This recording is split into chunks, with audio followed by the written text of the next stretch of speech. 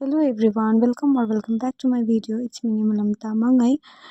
अनि म चाहिँ अहिले आइरहेको छु दार्जिलिङ। अनि दार्जिलिङ चाहिँ यति धेरै चिसो छ है साथीहरू। अन्त बाहिर चाहिँ यस्तो धेरै पानी पर्दै थियो। अनि आज चाहिँ म जाँदै थिएँ सुखे। अनि सुखे चाहिँ किन भन्दा चाहिँ मेरो एउटा काम थियो, त्यसको लागि म जाँदै थिएँ। अनि बाहिर हेर्नु सक्नुहुन्छ साथीहरू, यस्तो डरलाग्दो पानी पर्दै थियो हो।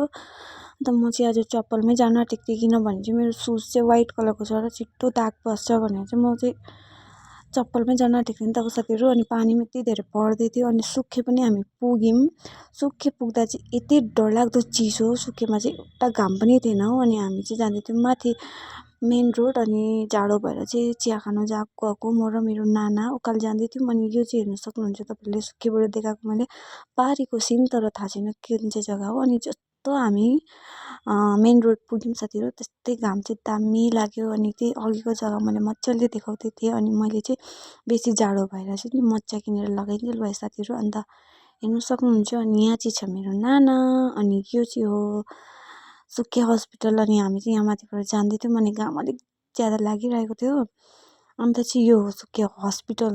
अघि देखाउँदै गरेको चाहिँ मैले बाहिरको बोर्ड मात्रै थियो, यो चाहिँ हो हस्पिटल, सुकेको हस्पिटल चाहिँ यस्तो छ है साथीहरू। अनि यहाँ माथि माथि चाहिँ एउटा मतलब सानो सानो घरहरू बनिएको रहेछ है साथीहरू। अनि thank you so much for watching my video guys.